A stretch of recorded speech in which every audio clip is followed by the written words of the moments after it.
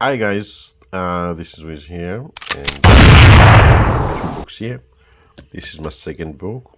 Okay, today was a prayer, and this is my first book, my very first book where everything began. I just want to share with you guys from the thought that it's more than an idea.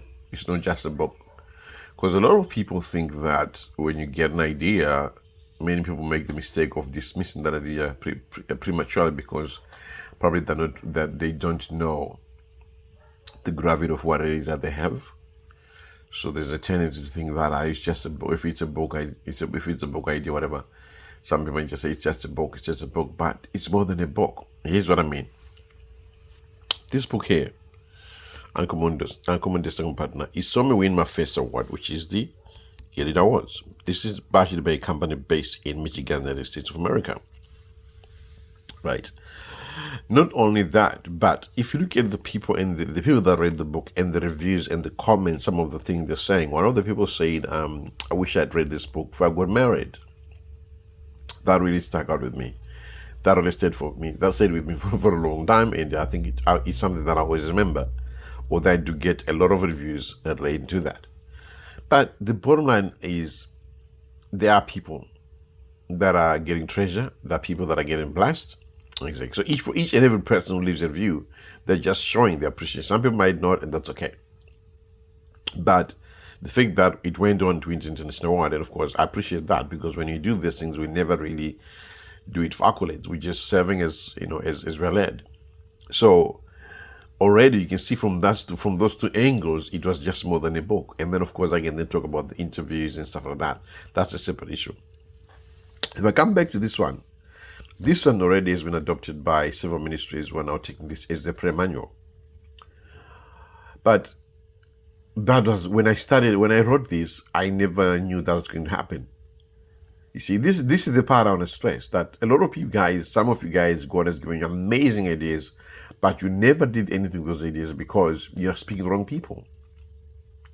You're speaking to haters who just hate people we just find everyone who's doing their thing, everyone who's doing their purpose. They just hate, they just gossip, they just talk garbage and stuff. So some of you guys, you're at that point where you want to do what God has called you to do, but you can't because the people that are around you, they're always shooting down everybody. So because for you to belong, to be part of that community, or to be part of that clique or group, whatever, you have to be one of those people who can't do anything. We just have to shoot down everybody. So some of you, even if initially you might have been positive about things, but now you find yourself getting in negative territory. Why? Because the people that are surrounding you, they're haters. They just can't see even somebody they didn't even know. All they have to do is just one attack, then negative comments and things like that. But at the end of the day, you hold yourself hostage. And some people broke free from certain groups and communities, and now you're doing well.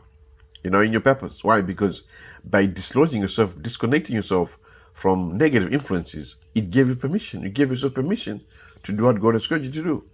Because one of the primary needs for people is to belong.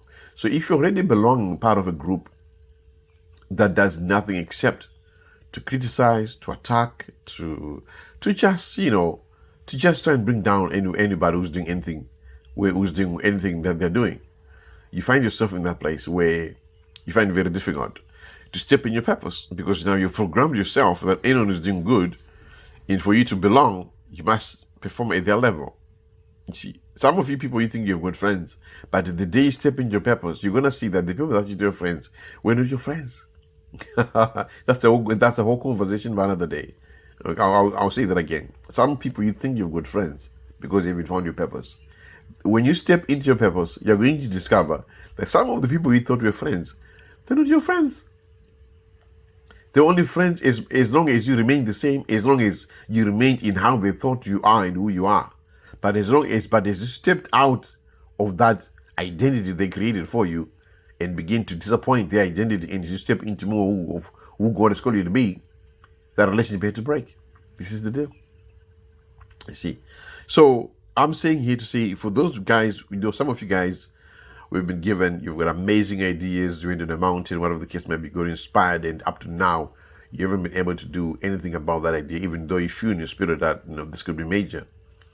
I just encourage you right now to say, you know what, I think you might want to think about that and see in terms of taking action so you can execute, because trust me, it's more than an idea.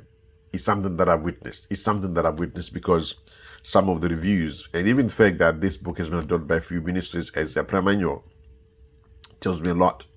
You know what I mean? Because it's never something that I saw. I think I've already shared how this book came about.